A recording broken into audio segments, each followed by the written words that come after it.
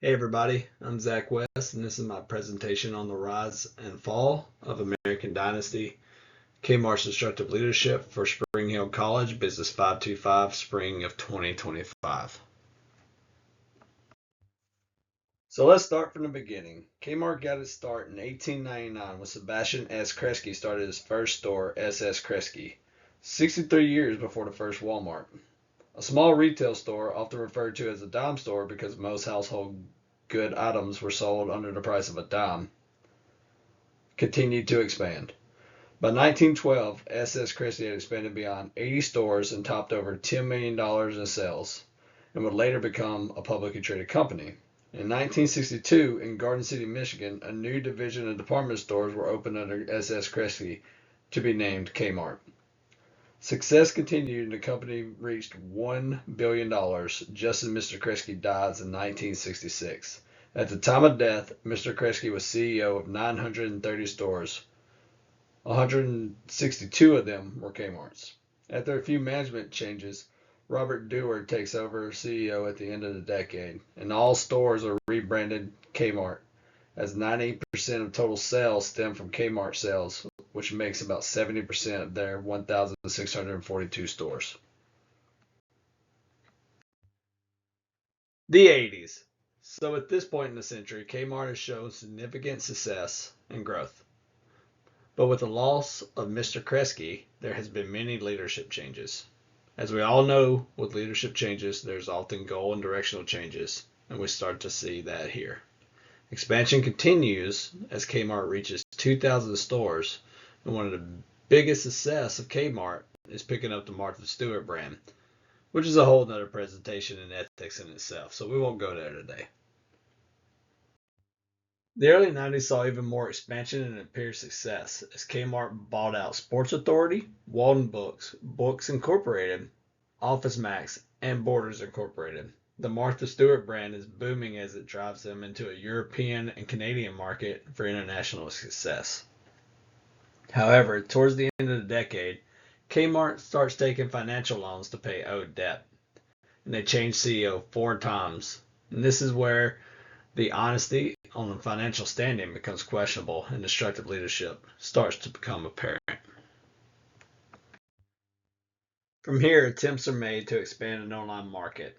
However, their information technology infrastructure had been long behind the standards of competition, such as Target and Walmart, who began to completely overtake the market during the 2000s. In 2000, Charles C. Conway, or Chuck Conway, is elected as the CEO.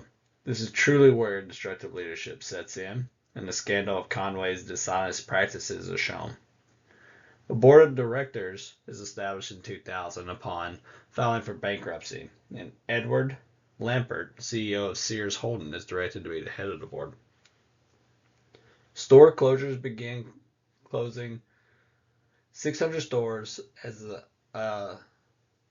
they set a 5-year plan to attempt to get out of bankruptcy as approved by Congress. 1 year later, and then Lampert is appointed CEO. It will later be questioned why Lampert was appointed, as he had no experience in the retail industry, and much of the board felt he was incompetent at fixing this complex situation. Both Sears and Kmart continue to operate separately, and there's not much improvement seen. In 2009, Conway is charged by the SEC for misleading investors about Kmart's financial standing before bankruptcy. At the decade's closure, stores continue to close for both Sears and Kmart, and Lampert steps down as CEO as Sears starts selling off assets to ESL, who he happened to also own. And then at the end of 2018, Kmart and Sears both file for bankruptcy again. All right, so let's get into the toxic triangle here. Destructive leadership is seen with both CEOs mentioned. Chuck Conway was charged by the SEC for dishonesty and misleading investors to try to pull money in to fix the 90s instability and failing business. In the text by Turner, it was stated that Conway and marketing manager Mark Schwartz devised a marketing program to attract low-price shoppers to Kmart by lowering their prices on thousands of items. The board allows 8,000 to be underpriced. However, Conaway and Schwartz went behind the board's back and priced 40,000 items underpriced, spending about $850 million on inventory for the blowout without the board's approval. It's also reported throughout the text that this team was reckless with money and once called for an emergency meeting of store managers that cost over $3 million. The text continues to tell that 3 months before the Kmart filed for bankruptcy protection, the company paid nearly 100 of its top execs a minimum of $7.4 million in salary and perks, $46.7 million to 78 officers, and 12 executives received signing bonuses worth anywhere in the range of $75,000 to $150,000.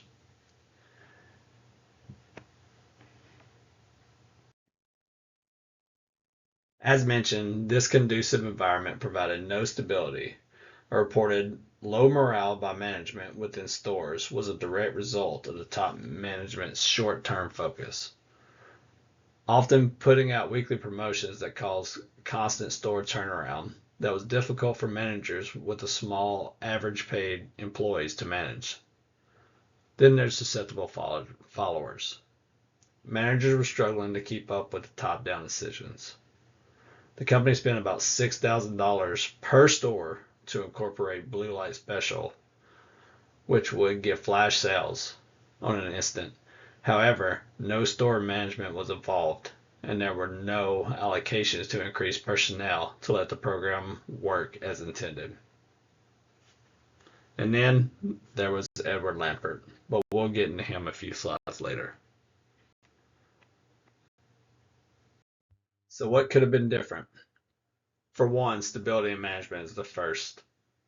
The store was essentially resetting after every 2 years in the 90s, which also comes down to board members shifting as well.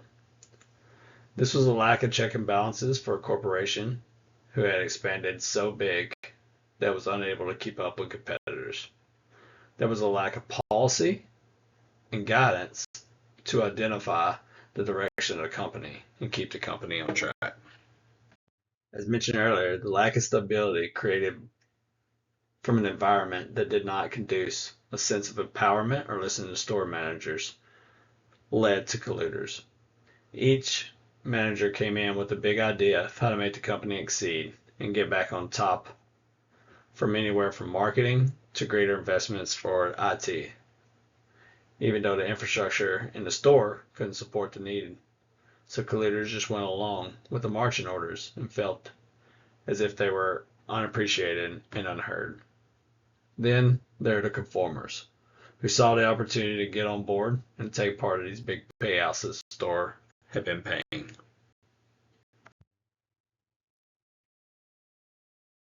The leadership reforms that took place after the bankruptcy were found to be more hurtful than harmful.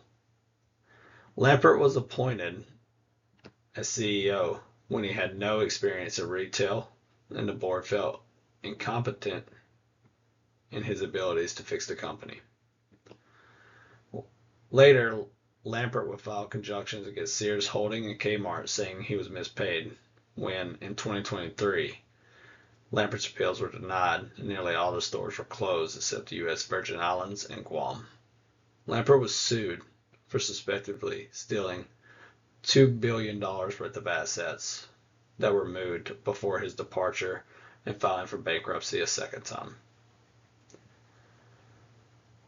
Having stability in a board that creates checks and balances gives a more stable leadership and guidance throughout the company. Instead, there was a constantly revolving door of leadership, partnered with the failing business that really put an emphasis on everything except what they needed.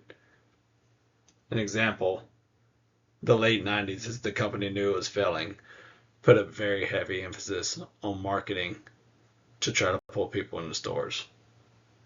Let's observe.